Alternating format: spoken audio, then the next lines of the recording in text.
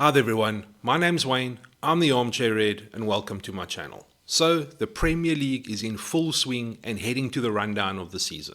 And there are subplots everywhere you look at the table. In the top three, in the race for the Champions League, and in the battle for the relegation.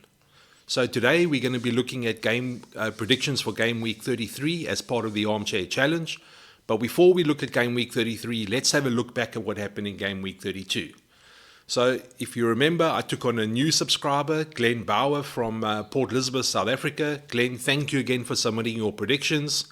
Going into game week 32, I had made up some of the lost ground that I had suffered in some of my big losses in the previous weeks. And going into game week 32, the Armchair community was leading 37 points to 34. So I had 3 points I needed to make up. And I had a pretty good week. So I ended up winning the challenge 9 points to 5. So I pretty much had my best week in the Armchair Challenge so far. So Glenn Bauer scored 5 points for his 5 correct results. I ended up scoring 9 points, which was 6 correct results and 3 correct scorelines. So from being massively down in some of the previous weeks, I have finally regained the lead in the Armchair Challenge. I now lead 43 points to 42. I'm hoping to maintain that lead. It's been a good fight back, but I think luck was on my side in the last week. I'm going to take it. But so it is. I'm back in the lead by 1 point, and I'm really happy about that. Going into game week 33, I reached out to a subscriber that submitted some predictions earlier in the challenge, Lucian Williams from Cape Town, South Africa. If you remember, Lucian gave me a pretty good hiding in our challenge that week. And it's my turn to see if I can seek a little bit of revenge or retribution. So, Lucian, thank you for submitting your predictions. I really do appreciate it. And from the outset, I must say, Lucian's predictions and score lines look pretty good for this week. I want to extend my lead at the top of the challenge, so it was a little bit tricky trying to put a bit of a differential into some of the results, but I think I've managed to do that. So let's have a look at what Lucian's predicted. So again, he's written me a very nice thesis over here, excuse me, that I'm going to run through. So the first game of the weekend is Newcastle at home to Spurs. So Lucian's gone with a prediction of 2-2 over here. He says, I think this is one tricky fixture. Last season I would have gone the Newcastle route, but Spurs are also hunting down that fourth spot. Newcastle are always going to score at home, so I definitely think they will score at least 2. So he's gone with a 2-2 scoreline in this game. I've actually gone with a 2-1 away win for Spurs. And the reason I say that is, on recent form, I'm not really sure what Newcastle team are going to pitch up. Newcastle at home are very good, but they've been so up and down of late that I'm really not sure what's going to happen with them. I'm also not sure when the game starts in terms of what striking partnership's going to start for Newcastle, because if Callum Wilson's there might be a goal. Anthony Gordon is there might be a goal. But then if you look at the easy goals they conceded against West Ham in that game, they eventually ended up winning. I'm not convinced. And I think Spurs now have got the initiative in their fight for the top 4. They are three points ahead of Villa, and they have a game in hand. I just think Spurs are going to ram home some advantage over here in terms of that battle for the Champions League. So I'm going for a 2-1 away win here for Spurs. Next game up for the weekend is Brentford versus Sheffield United. Lucian's gone for a 2-1 scoreline here to Brentford. He says, Sheffield won the fixture at home, but I think we both believe that Sheffield is probably the worst team in the league. I'm going with Brentford just because they are playing at home. I think they got only 7 points out of their last 12 games, but they also came away with draws against a few of the top teams like Villa and Chelsea included. So, good observation there, Lucian. Again, Sheffield had some points deducted in midweek for contravention of the Premier League financial regulations. So just as they started getting a few draws and results going their way, they've had another 2 points docked from them again. I think they are pretty much relegated. But I do still think this will be a tricky tie. I agree it's going to be a Brentford win. At home, Ivan Toney back, and Mbuemo, Wisa. I just think there's goals in Brentford where there's occasionally goals for Sheffield, but you don't always know where they're going to come from. So I'm going for a 2-0 scoreline here to Brentford. I think it's going to be a home win, and I think this loss that they're going to incur to Brentford this weekend is pretty much going to seal their relegation. Next game up this weekend, Burnley at home to Brighton. So Lucian has gone with a 2-1 away win for Brighton here. He says Burnley are too inconsistent, but fighting relegation might spur them on. I still think Brighton will get the win. So again, agree with you. I agree with you there, Lucian, 100%. You're never really sure what Burnley team's going to pitch up. Just when I write them off, they seem to pull a result out of the bag. I think Brighton played quite well against Arsenal the other day when they played them. Arsenal were just too good for them at the end of the day. So I'm also going to go for a Brighton win in this game. I don't think there's going to be as many goals as you might think there's going to be. So I'm going for a sneaky 1-0 away win to Brighton in this game. Next game up, Man City versus Luton. So Lucian has gone with a 3-0 scoreline here to Man City. He says City will want to keep the pressure on both Arsenal and Liverpool, and he doesn't see City slipping up. Again, I have to agree with you there, Lucian. City were very good against Aston Villa. I think they let a few sloppy goals in. I think the final score was 4-2. I don't think they're going to do that again. I also think Aston Villa fielded a relatively weak team against Man City in the last game. Although Man City coming off a really rigorous game against Real Madrid in the Champions League in midweek away in Spain. They came away with a brilliant draw in my view. But I do think they're going to be too strong for Luton. I think Luton are going to be safe this year. But I think this is one game where they're not going to get any points, Luton. So I'm going for a 4-0 scoreline in this game. So Lucian's gone 3-0, and I'm going to go 4-0 in this game. Just in terms of the differential, I think Man City are good for 4 goals. Next game up for the weekend, we've got Nottingham Forest at home to Wolves. So Lucian says he's going for a 2-1 win to Forest over here. He says, I think Forest will win this one. Playing at home and fighting relegation might give them the edge in this one. So Forest, also another team that suffered a points deduction. I think they had 4 points taken off them for their contravention of the Premier League financial rules. So they also fighting a bit of an uphill battle in terms of relegation. I think this game will be a lot tighter though. Wolves, ironically, are a very good team, but I don't think they've won any of their last 5 games. So Wolves have the quality. It's just a matter of whether they can pull the result through at the end of the day. Forest at home, I think maybe negates some of that threat from Wolves. So I'm going for a stalemate in this game. I've gone for a Forest 1, Wolves 1 scoreline in this game. I think it's going to be a draw. I think the two teams will cancel each other out. And I think this is going to put a bit more pressure on Forest at the bottom of the table. Next game up for the weekend, an interesting one. Bournemouth at home to Man United.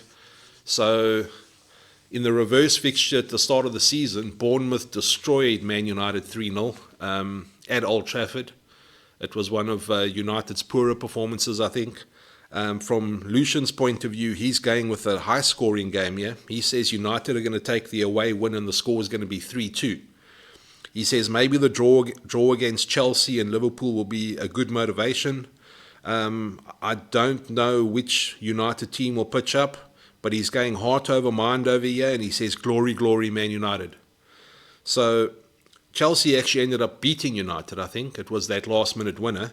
And Liverpool probably should have beaten United and let it slip through their fingers again. But the fact is, United did get that draw against Liverpool. And I think their tails will be a little bit up from that result. I do think Bournemouth at home, though, are a different animal. I don't think this is going to be a win for Bournemouth, but I also don't think United are going to get the win.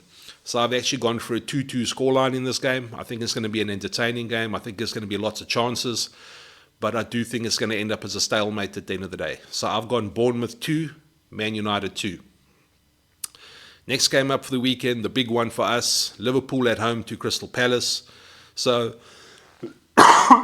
excuse me, it's been a bit of a shocking week for Liverpool. We had the draw at Old Trafford, a game again that we probably should have won. And then Thursday's absolute abomination against Atalanta in the Europa League, where Liverpool lost 3-0 at home, I think just capped off a really poor week for Liverpool. We had the chances in that game, but in all fairness, I think Atalanta had more chances. I'm not convinced Liverpool, Klopp picked the right team for that game, but the fact is we still lost. And from a Liverpool point of view, we need to win this game.